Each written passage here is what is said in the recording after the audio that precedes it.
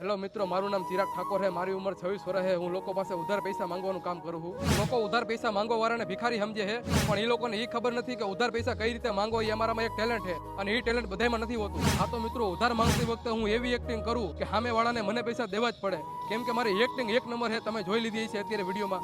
લોકો પાસે ઉધાર પૈસા લઈને હું એટલે પાછા નથી આપતો, એનું એક કારણ છે, કેમ કે મારે રૂપિયા વાળું થવું છે, અને મારા મુકેશ કાકાની સાઈડ કાપવી છે, અને મારી એ જીદ છે, અને જીદ હું પૂરી કરીને રહીશ.